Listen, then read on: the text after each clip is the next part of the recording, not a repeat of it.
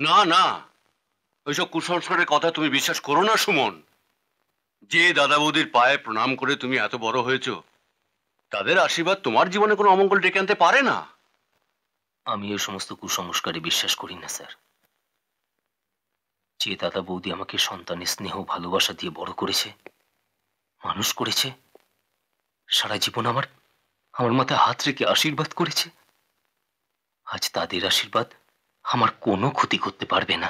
ঠিক বলেছ। এই কৃতজ্ঞতা বোধ কজনে থাকে বলো? যাই গিয়ে ওর সমস্ত কথা।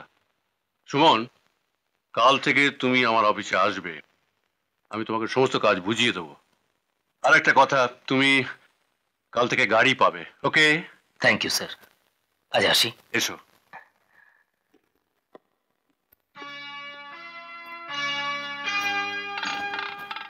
তোর প্রথম কাজ হবে সুমনের পা দুটো ভেঙে ওকে পঙ্গু করে দেওয়া।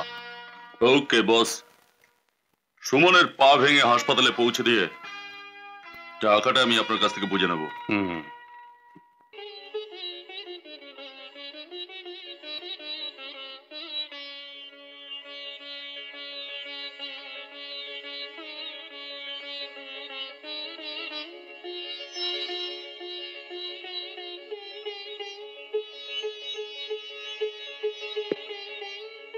ডাক্তারবাবু, সুমন কেমন আছে?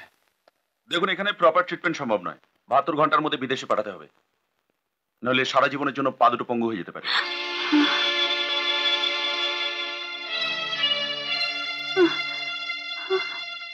কত টাকা লাগবে ডাক্তারবাবু? এই ধরুন 2 লাখ টাকার মতো।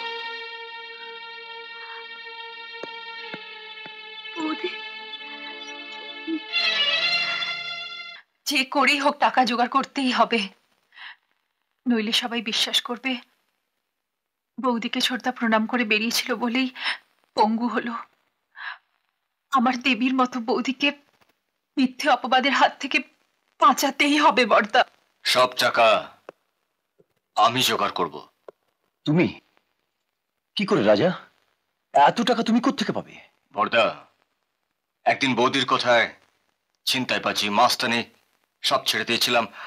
আমার এই হাতের ছুরিখানা বৌদির পায়ের কাছে রেখে গেছিলাম। আমাকে শুধু একবার অনুমতি দাও হাতের ছুরিখানা তুলে নেওয়ার জন্য। তারপর আমি কথা দিচ্ছি সব টাকা আমি জোগাড় করব।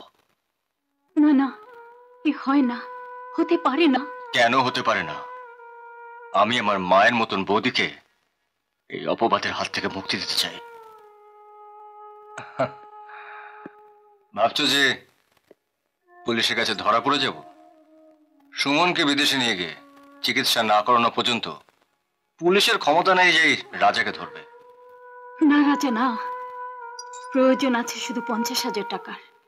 এই টাকা আমি গয়না বিক্রি করে দেব। তোমরা সুমনকে বিদেশে পাঠানোর ব্যবস্থা করো। লক্ষ্মী, তুমি তোমার গয়না বিক্রি করে? হ্যাঁ, গয়না শুধু মেয়েদের সৌন্দর্য বাড়ানোর জন্য নয়, সংসারের প্রয়োজন মেটাতেও মেয়েরা গয়না রেখে দেয়। আজ সেই প্রয়োজন মেটাতে আমি সব গয়না তোমার হাতে তুলে দেব।